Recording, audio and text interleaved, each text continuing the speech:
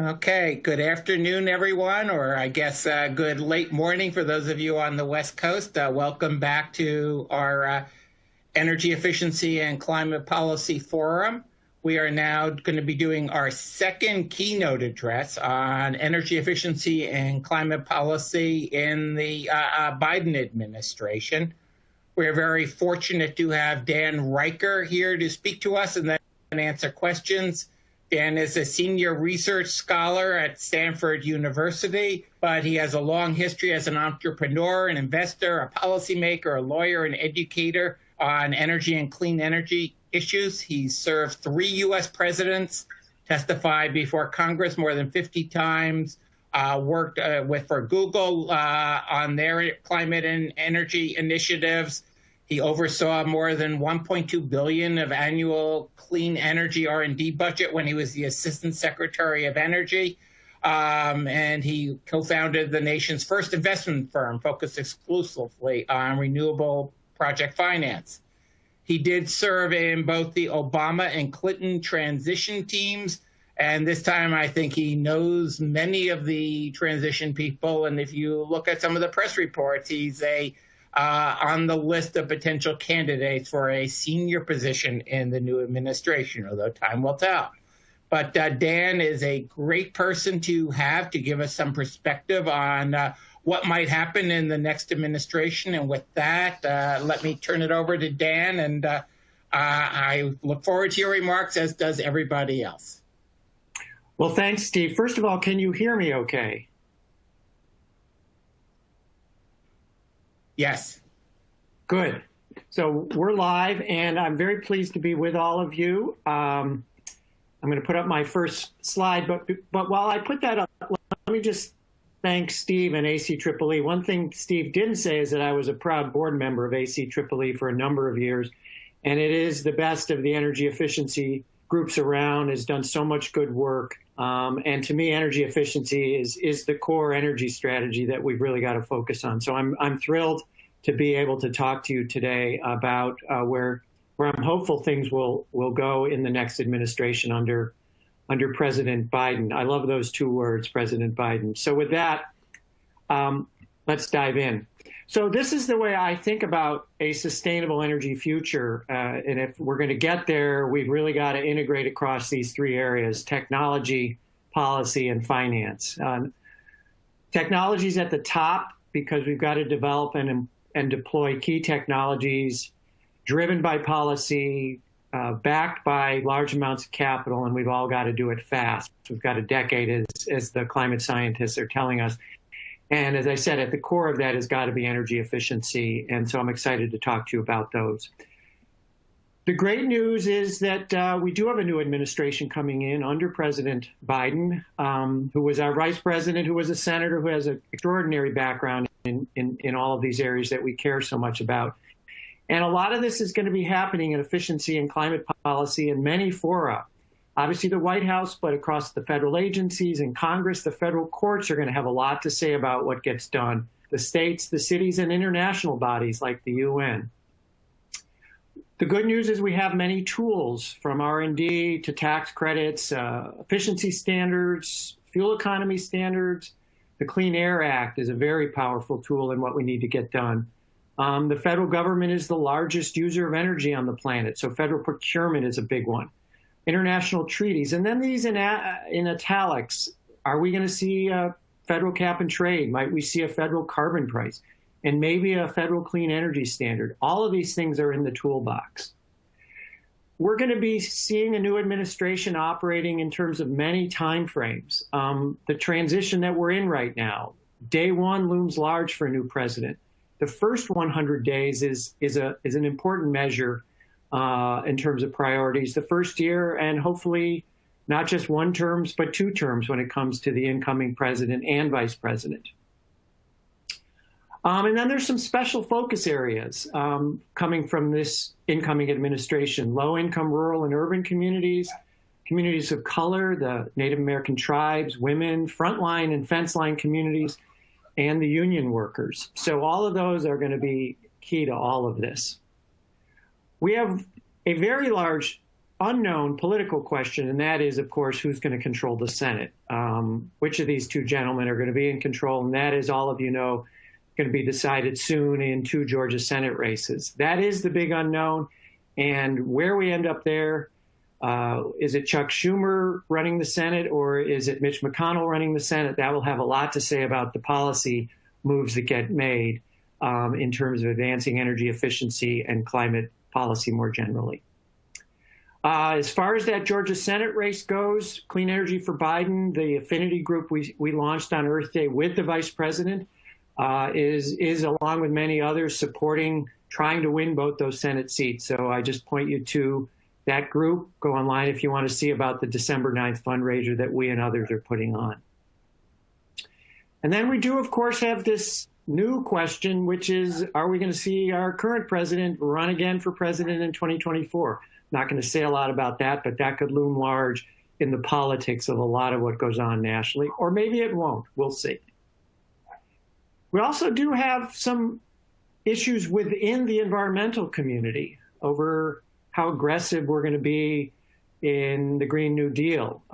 There is some tension between 600 smaller environmental groups around the country who had a lot to say last year in the launch of the Green New Deal about staying away from a variety of technologies, nuclear, large hydro, a variety of other technologies that were controversial, and then a set of larger environmental groups who said we need a broad suite of technologies if we're going to really address the climate crisis in the way we need to. So there's even some tension within the environmental community. The great news, though, is that nobody disputes the role of energy efficiency. We're all on board.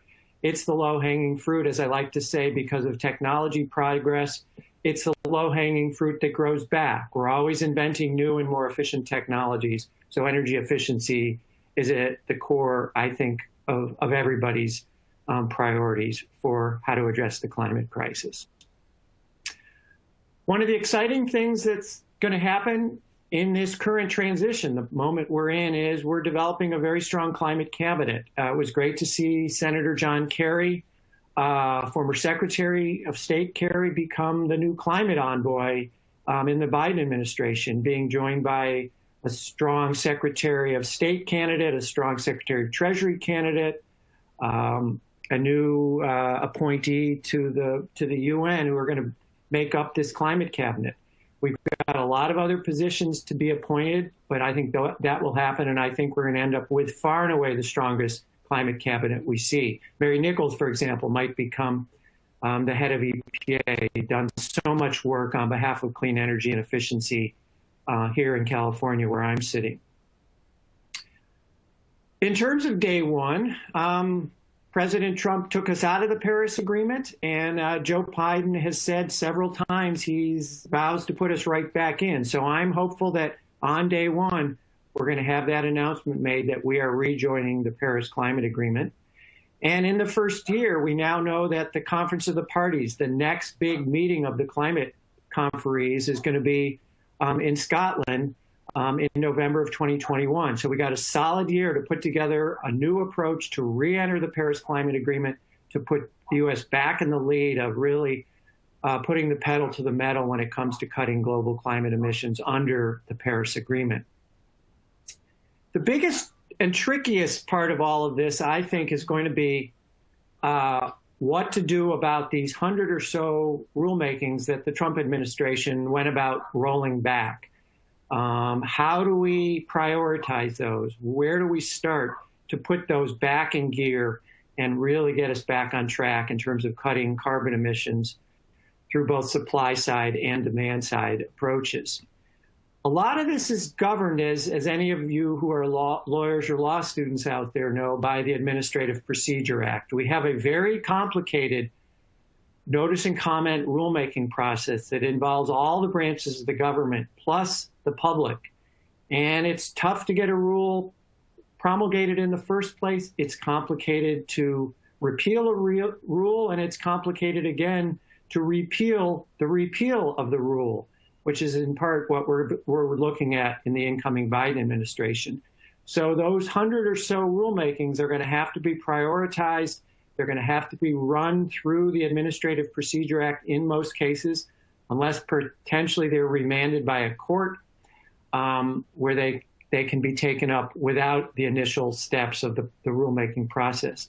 And the Congress even has a role in potentially disapproving rules made by a new administration. So it's a complicated process that we're going to have to get our arms around quickly in the first term.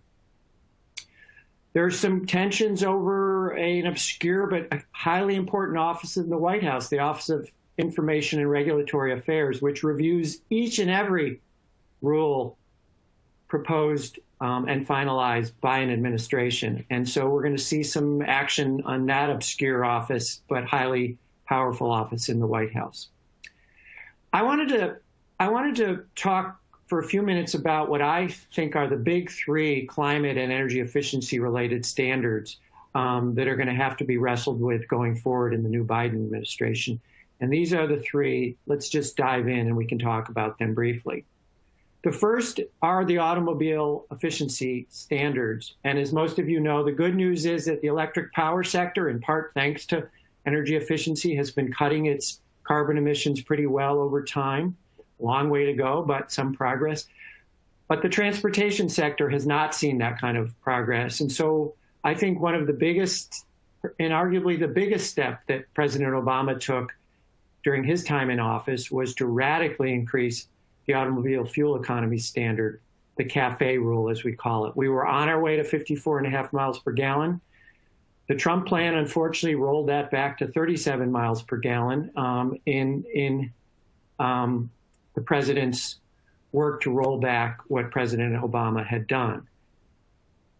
States sued to block President Trump from weakening those fuel economy rules. The good news is that President Biden, in coming into office, is, as this says, a car guy, but more importantly, he has said, as candidate Biden, that he's going to toughen those fuel economy regulations that were put into place by President Obama. So I think we're going to see a return to a strengthening of those rules. And the question is how strong and how fast that will happen. The good news is that the auto manufacturers, General Motors, for example, has recently dropped its support for the Trump rollback and is aligning with Biden. Even more strongly is that Ford has recommended very recently, within the last week or so, that the automakers should consider backing the California emissions deal, the California approach to these auto fuel economy standards that would get us back to these very strong standards in short order. And Mary Nichols, who, as I said, might become the new head of EPA, is the current head of the California Air Resources Board. She's been pivotal in putting this approach that California has taken and that the automakers might endorse soon. So we'll see where all of that goes. The next one I'd like to talk about are power sector emission controls. These are the carbon emissions reductions that we need to be making with respect to electric utilities in the United States. That authority to do that, I want to stress, came from a decision of the United States Supreme Court back in 2007 that gave EPA authority to begin to rule on cutting carbon emissions in the electric power industry. And that was a case called Massachusetts versus EPA, a decision made 5-4 by the Supreme Court, as I say, back in 2007. A wonderful book, by the way, that tells the story of this called The Rule of Five. So that gave EPA the authority to move forward. That was the fundamental legal basis for what we call the Clean Power Plan, the set of carbon emissions regulations for the power industry that the Obama administration set. The challenging thing we have there now is this shift in the Supreme Court with the change in justices in the Supreme Court, particularly with Amy Coney Barrett taking over the seat. And this raises a serious question about whether that landmark Supreme Court ruling is going to remain in effect, and we're going to have to see where all of that goes. There are a number of approaches that have been made to reducing carbon emissions in the power sector.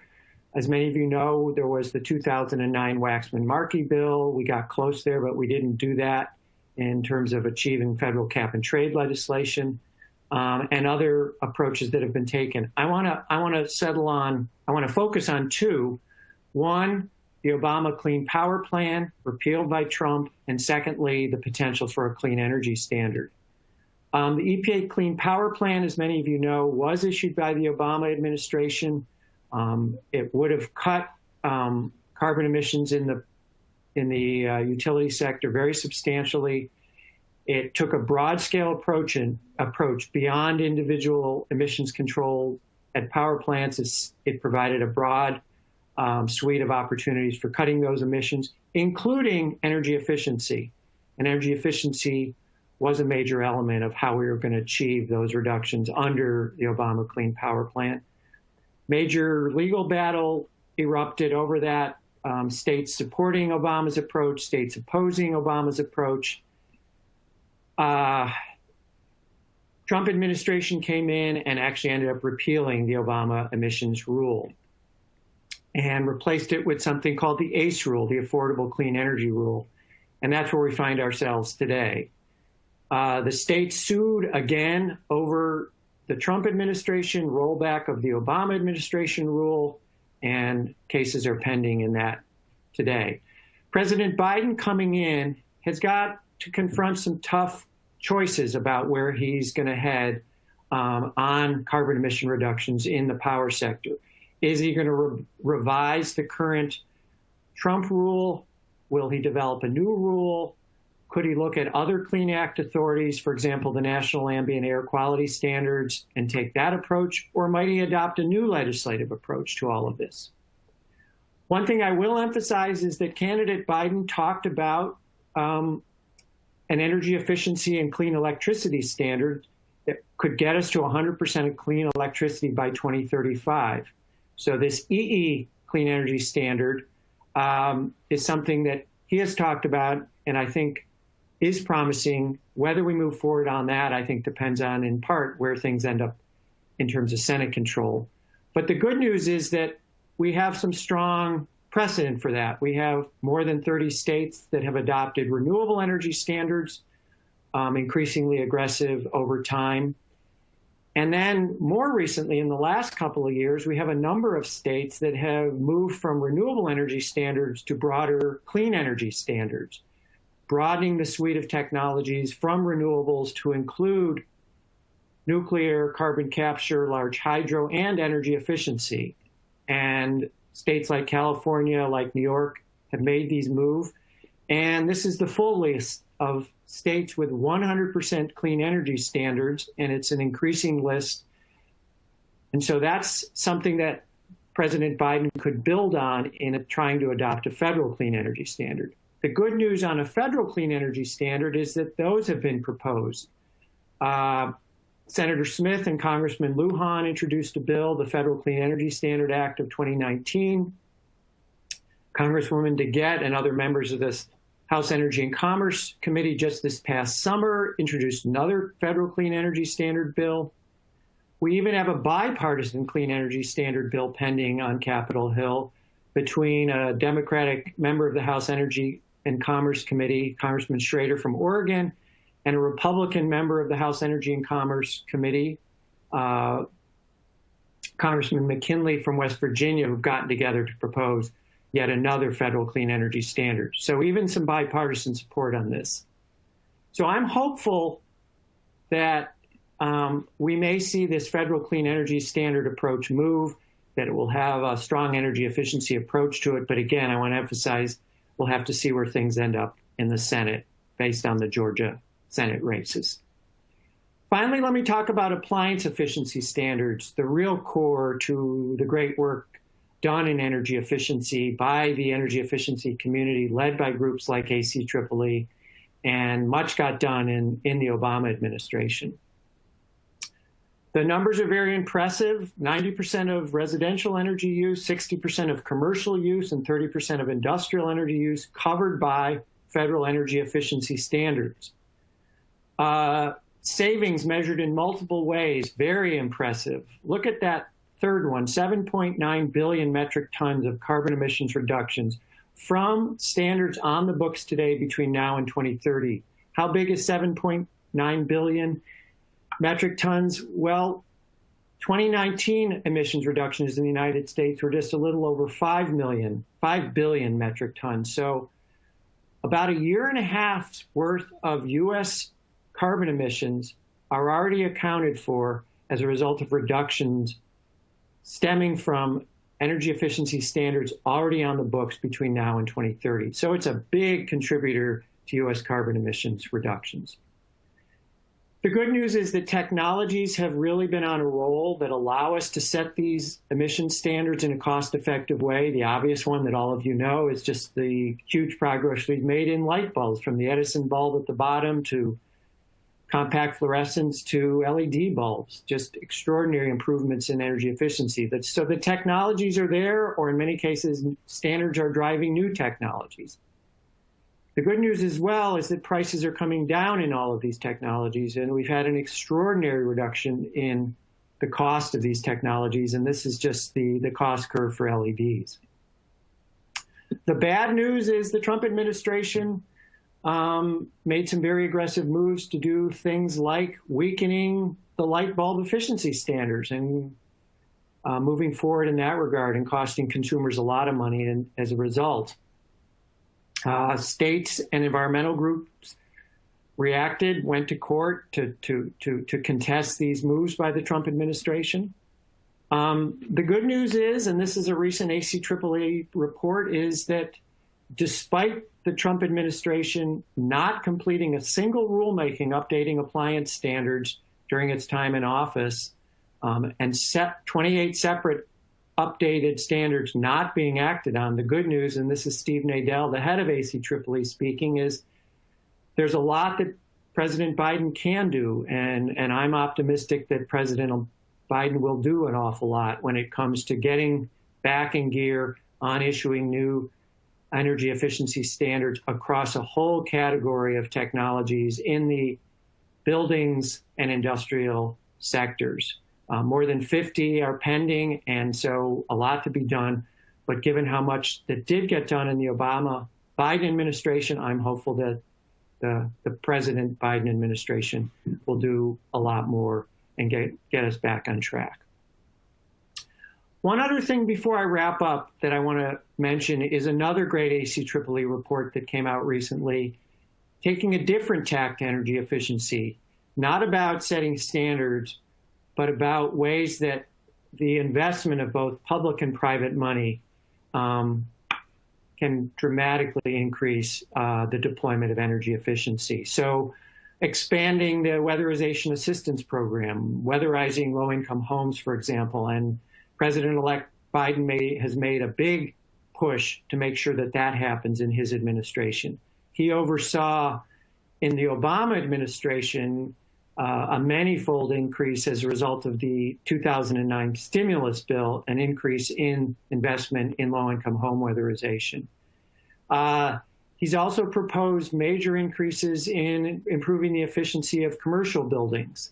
There's a whole set of tax credits that could be updated by the U.S. Congress for energy efficiency new homes, for energy efficiency improvements in existing homes. Whole set of things we could do with electric cars and light trucks. You see the list here, and the great news is that there's a lot that could be done, a lot highlighted in this ACCCA report. So if you haven't read it, I encourage you to take a look. Finally, where are we headed? Let me just say, this is where we're headed. Again, it's exciting to utter those two words, President Biden, because remember, this is a president who was also a vice president and did so much. This was a vice president who was also a senator who did so much in that role. And so we've got someone who really has the background, the skills, the resources, the networks, and commands respect on Capitol Hill to get things done.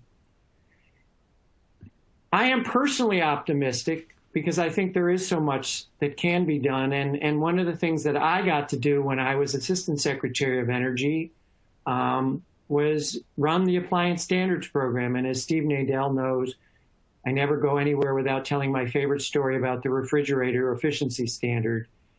This was the great trajectory that we were able to accomplish in the Clinton administration, dramatically cutting the energy used by refrigerators. And I got to put out the 2001 US standard, which took us from the 2,000 kilowatt hours a year down to just over 400 as a result of a whole set of standards. We issued those standards when Energy Secretary Richardson was the Secretary of Energy at the time, and we were going to do a little press briefing on this, and he looked at me and he said, Riker, how am I going to announce this energy efficiency standard? It's not exactly the most exciting thing in the world to talk about refrigerators. So I did some quick thinking, and I recall that not too much before that time, President Clinton gave his final State of the Union address, and his theme was building a bridge to the 21st century, how we were moving from the one millennium to the next, one century to the next, and he talked about building a bridge to the 21st century. So I looked at Secretary Richardson and I said, Mr. Secretary, why don't you announce we're building a fridge to the 21st century? It was my greatest day as a bureaucrat, was the quote of the week in Newsweek, and even Senator Klobuchar in her race for president started to use that line. So we do have another chance to build a fridge to the 21st century with President Biden coming into office. And I thank you very much. And Steve, I'm happy to take your questions. Thanks so much. Okay, thank you very much, Dan. Now, as some people have noticed, we're using the Q&A box down at the bottom of your screen. So do add your questions and I will be picking from that. But first, I'm going to ask Dan 2 questions of my own. You mentioned, Dan, that you expect the Biden to re-enter the Paris Agreement on his first day in office. What are a few other actions you think are likely in the first 100 days? Well, I think there's first, and I can't emphasize this enough. First, there are major personnel actions. I think, coming out 4 years from now with a lot to show on climate and clean energy and energy efficiency in particular is going to require putting a really strong team in place. By the first day, we should have a good sense about who the cabinet members are going to be. Hopefully they will be confirmed rapidly in the Senate. But then we've got to appoint a whole set of sub-cabinet people and move forward there. So I think that's going to be the first 100 days are going to be a lot of focus on personnel. So the second thing, as I said, he's got to take a look at how to undo and in what order to undo so much of what President Trump did to tear down so much of what had happened in the Biden administration. I'm sorry, in the Obama administration. So I think trying to sort through all of those regulations and how to move forward. He's going to have to decide on budgets for the 2022 fiscal year. How much money is the Energy Department going to see, EPA going to see, the Interior Department? He's going to have to gear up the regulatory processes within the White House that have to oversee a lot of what needs to get done.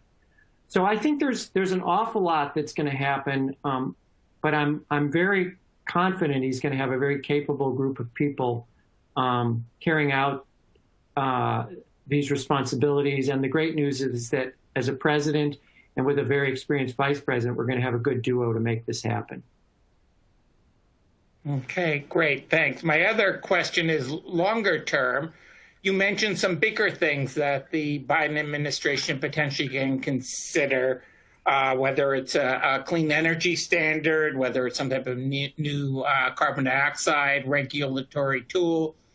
As far as I know, you're not a betting man, but if you were, what do you see as the odds of some major climate action being taken?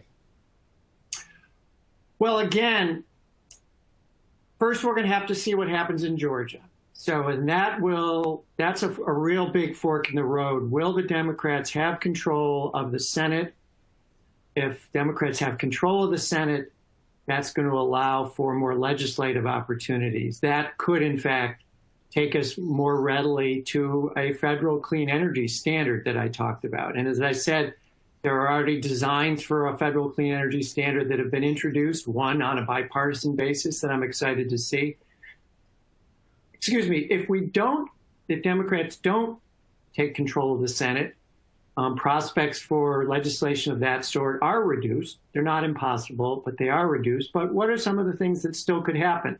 One, I do think re-entering the Paris Agreement and rebuilding our relations there, rebuilding our leadership there is going to be very, very important, because that sends a signal, not only globally, but it sends a signal to U.S. companies that we're back in the game when it comes to the opportunities to move clean energy technologies forward and deploy it around the world. Secondly, I do think there's a real opportunity on a bipartisan basis for an infrastructure bill.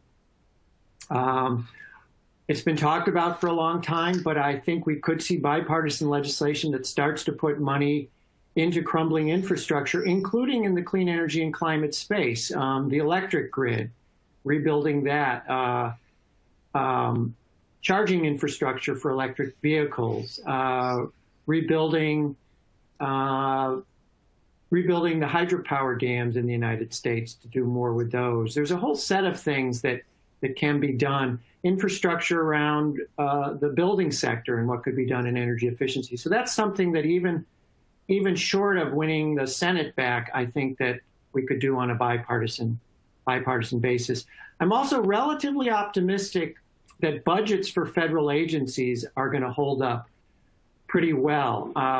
President Trump made major attempts to roll back budgets for energy efficiency, for example, at the Department of Energy. But on a bipartisan basis, those budgets held up pretty well, and we saw Obama-level budgets continue to be appropriated in the recent Congress. And so I think there's going to be some money at the agencies like DOE for energy efficiency. The last thing I'll mention is that as the essentially the head of the federal government, President Biden will oversee 1/4 of U.S. land, the largest user of energy on the planet in the form of the federal government itself, with 300,000 buildings and 500,000 vehicles.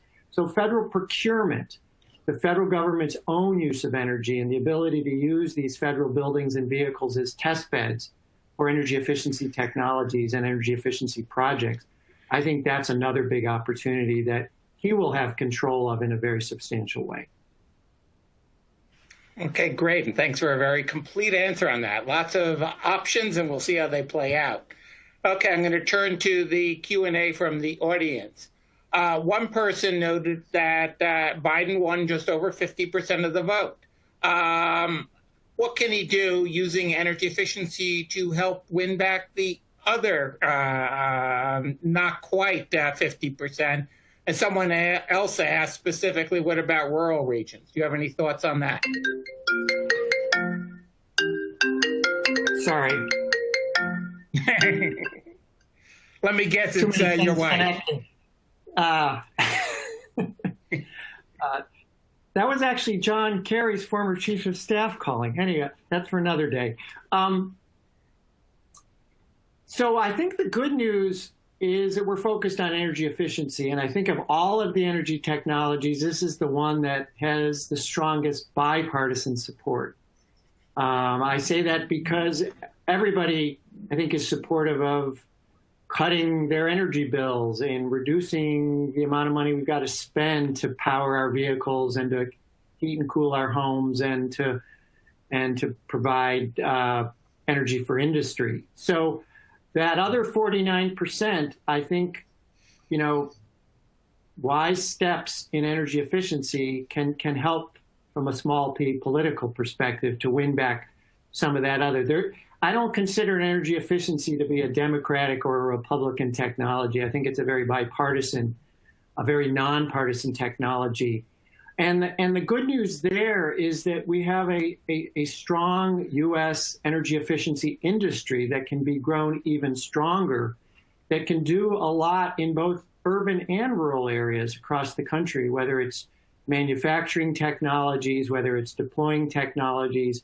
So I think the energy efficiency industry, energy efficiency advocates working with an administration committed to energy efficiency, like the incoming Biden-Harris administration, I think can do a lot to rebuild public support for energy efficiency in a very substantial way and take it out of the unfortunately partisan position that it found itself in under President Trump. So it would be different if we were talking about other energy technologies that do have more of a partisan cast to them, but energy efficiency of all of them has the least. Yeah. Oh, that's great. Thanks.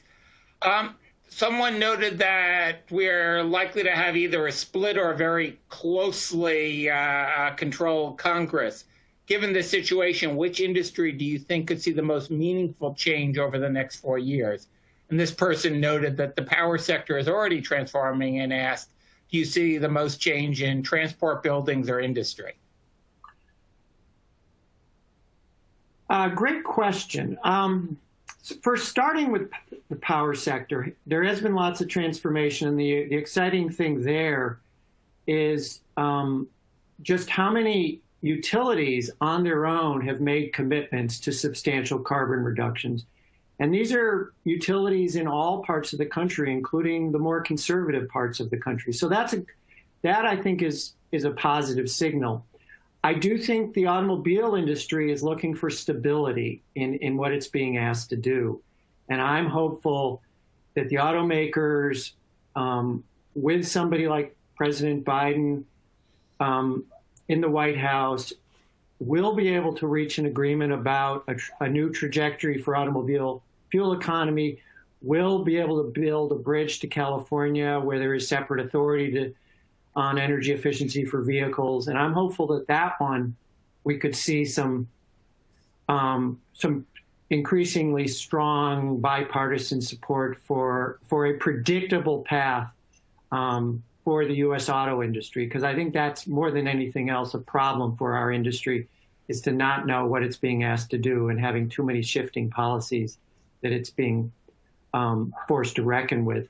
We need to make dramatic progress in U.S. industry when it comes to carbon emissions reductions. It's been one of the trickiest to see carbon emission reductions. I'm from California, where I was surprised to learn that a fifth of our emissions in California come from the industrial sector, and we made very little progress in cutting carbon emissions in our industrial sector. I think there's some things that can be done there where they're both good for the climate and good for the competitiveness of U.S. industry. Electrification of certain industrial processes, for example, can do a lot of good. So I think across the entire U.S. economy, including buildings, buildings is obviously the fourth one. And I think there we all want to cut energy costs in running our homes and powering our commercial buildings.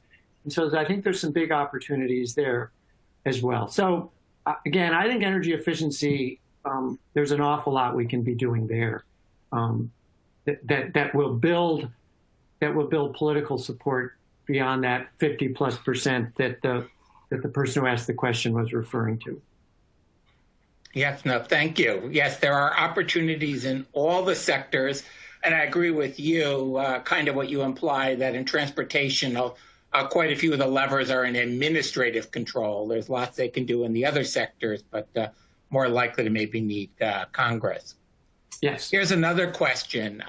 What about diversity, equity, and inclusion? What types of strategies might you see a Biden administration pursuing, such as around workforce development? Well, one of those that I've already mentioned, and I've been a big fan from my days in the Clinton administration, are the low-income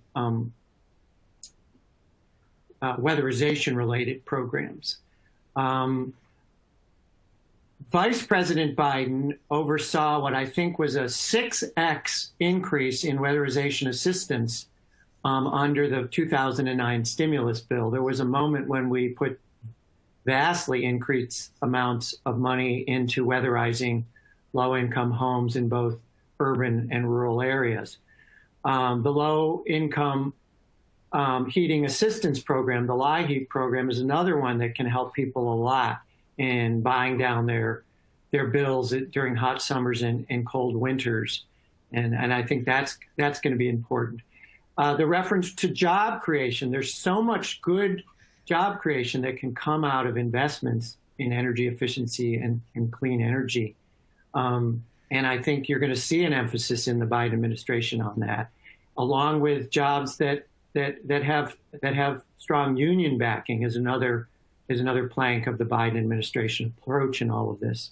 So I'm optimistic that in low-income communities, in fence-line communities, in tribal nations, there's a lot that we can do, and I think energy efficiency at the top of the list in terms of those communities and what they deserve in this clean energy industry that we're trying to build in the United States right now.